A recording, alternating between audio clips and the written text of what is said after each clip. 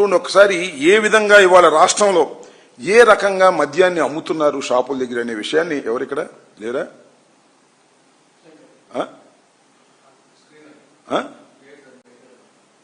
చూపించలేది నేను మీకు మన ఫ్యాన్ ఫోన్ ఈ విధంగా చాలా షాపుల దగ్గర పక్క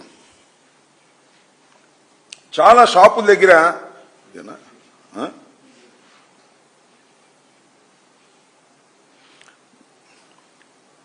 మీకు చూపిస్తా.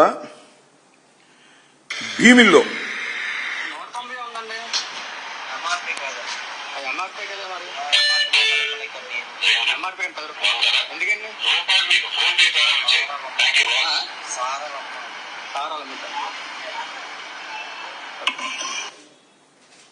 ఇది భీమిల్లో ఒక షాప్ దగ్గరికి వెళ్ళి వీడియో తీసినటువంటి అంశం ఇది. ఏం చేశారు? ఎంఆర్పి కన్నా 10 రూపాయలు ఎక్కువ అమ్ముతున్నారు. ఎందుకు అమ్ముతున్నారు నాకు అర్థం కాలేదు. ఎంఆర్పి ఎందుకు వేశారు? ఎంఆర్పి కన్నా 10 రూపాయలు ఎక్కువ ఆడే పరిస్థితి. విశాఖ సౌత్ చూడండి.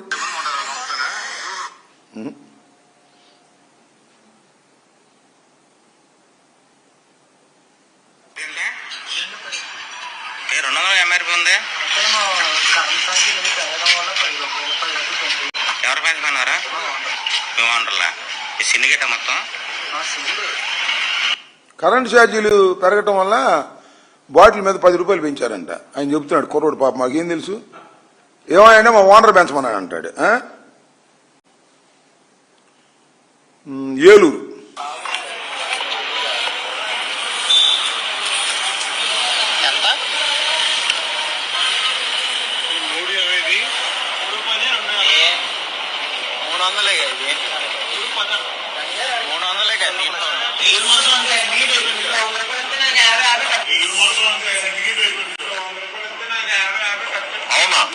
ఏలూరు మొత్తం ఇలాగే అయిపోయిందా? మరి ఎంత 10 రూపాయలు ఎక్స్ట్రా 10 రూపాయలు ఎక్స్ట్రా ఎంత అయింది ఇప్పుడు? 310. ఇది 310, ఇది 280.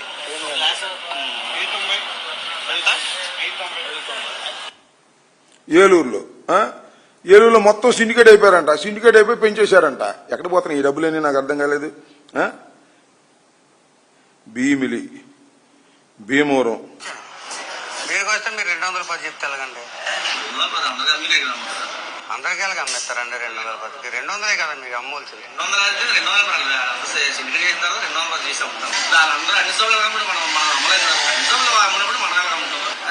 ఇది లీగల్గా మీరు అమ్ముకోవచ్చు అలాగా?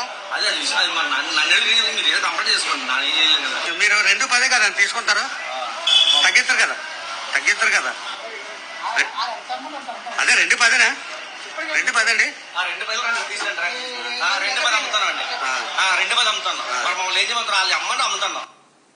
అది ఇలా చెప్పుకుంటూ పోతే శ్రీకాకుళం నుంచి చిత్తూరు వరకు ఏ షాపుకి వెళ్ళినా ఎంఆర్పి రేటుకు దొరకదు. ఓ 10 రూపాయలు ఎక్కువ 20 రూపాయలు ఎక్కువ సిండికేట్ అవుతున్నారు. ఇవన్నీ ఎక్కడికి వెళ్తున్నాయి అబ్బా? కరగడ దగ్గర ఉన్నటువంటి లింగమైన గెస్ట్ హౌస్ లో ఉండే బాబు కొడుకులకే బ్యాగులు వెళ్ళేది. దీని స్కామ్ అంటారా దాని స్కామ్ అంటారా నాకు చెప్పని అడుగుతా ఉన్నా. ఎక్కడా కూడా ఈ రాష్ట్రంలో ఎంఆర్పికి మద్యం దొరుకుతుందా చెప్పని సవాల్ చేస్తున్నా. అంతేకాదు చంద్రబాబు నాయుడు గారు ఇంకో మాట అన్నాడు, సామాన్యుడికి అందుబాటులో ఉండే విధంగా 99 రూపాయలకే చౌకగా నాణ్యమైన మద్యాన్ని ఇస్తాను అన్నాడు. ఎక్కడ దొరుకుతున్నా 99 రూపాయలకి చెప్పండి నాకు అర్థం కాదా? ఇంత పెద్ద స్కామ్ చేసి కోట్ల రూపాయలు దండుకు తింటున్నటువంటి చంద్రబాబు నాయుడు గారు నిజాయితీగా నిష్పక్షపాతంగా ప్రభుత్వానికి ఆదాయం రావాలనే ఉద్దేశంతో ప్రభుత్వమే నడిపినటువంటి మద్యం షాపులు చేసినటువంటి వైఎస్ఆర్ కాంగ్రెస్ ప్రభుత్వం మీద బురజల్లేటటువంటి కార్యక్రమం చేసేటటువంటి కార్యక్రమాలు ఇవాళ చేస్తున్నారు. ఒక చోట కాదు, ఇక్కడి నుంచి ఎక్కడ చూసినా కూడా ఇలాంటి దందానే జరుగుతూ ఉంది తప్ప మరొకటి లేదు. పోనీ ఇదిట్లా ఉంటే ప్రతి 5 బాటిల్స్లో ఒక నకిలీ బాటిల్ ఉంటుంది. ఇవన్నీ కూడా వాళ్ళ సిండికేట్లే, చంద్రబాబు నాయుడు గారికి సన్నిహితంగా ఉండేవాళ్లే, వాళ్లే నడుపుతుంటారు ఈ నకిలీ మద్యం దీనిలో తోసేసే కార్యక్రమం. తంబలపల్లి నియోజకవర్గంలో ములకల చెరువులో ఫేక్ లిక్కర్ ఫ్యాక్టరీ పెట్టింది టీడీపీ ఇన్ఛార్జ్ జయచంద్రారెడ్డి. ఆయన ఇప్పటివరకు అరెస్ట్ చేయలే. జోగి రమేష్ మీద కోపం ఉంది కదా, ఎక్కడ దొరకలేదు, తోసేయరు దీనిలో అన్నారు, తోశారు, అరెస్ట్ చేశారు. ఫాల్స్ ఎవిడెన్స్ పెట్టి గందరగోళం చేసి కొన్నాళ్ళు జైల్లో పెట్టారు. అంటే రాజకీయ కక్షలకు ఉపయోగించుకోవడం కోసం మాత్రమే లిక్కర్ స్కామ్ బయటకు తీసుకొచ్చి లేనిపోని కార్యక్రమాలన్నీ కూడా మీరు చేస్తున్నారు. ఏందండి ఇది నాకు అర్థం కాదు. ఎవరెవరిని అరెస్ట్ చేస్తారండి మీరు? లిక్కర్ స్కామ్ అని పెట్టి సీనియర్ ఐఏఎస్ అధికారి ధనంజయ రెడ్డి గారు, కృష్ణమోహన్ రెడ్డి గారు, ఎంపీ మిథున్ రెడ్డి గారు, మాజీ ఎమ్మెల్యే చెవిరెడ్డి గారు, కేఎన్ఆర్ మీద విచారణ, ఇంతమందిని అరెస్ట్ చేశారు. సరే వీళ్ళందరికీ బెయిల్ వచ్చేసినాయి. కేసులు నిలబడతాయో లేదో మీ అందరికీ తెలుసు, నాకు తెలుసు, భగవంతుడు తెలుసు, అందరికీ తెలుసు, పెట్టిన చంద్రబాబు కూడా తెలుసు. అంటే భయపెట్టాలనేటువంటి ఉద్దేశం. ఇవాళ పొలిటికల్ అసిస్టెంట్ అయినటువంటి కేఎన్ఆర్ తీసుకొచ్చి మళ్ళా విచారణ చేస్తున్నారు. అందరూ ఇంకా బాయ్స్ కూడా పిలుస్తారు, బాయ్స్, స్వీపర్స్, ఎవరుంటే వాళ్ళు. జగన్మోహన్ రెడ్డి గారికి ఎవరు అనుకూలంగా ఉన్నా సరే లిక్కర్ స్కామ్లో పెట్టాల్సిందే అనేటువంటి పద్ధతుల్లో ప్రవేశపెడుతున్నారు రాజకీయ కక్ష. ఆ మధ్యన మన నాగేశ్వరరావు గారిని కూడా పెట్టారు.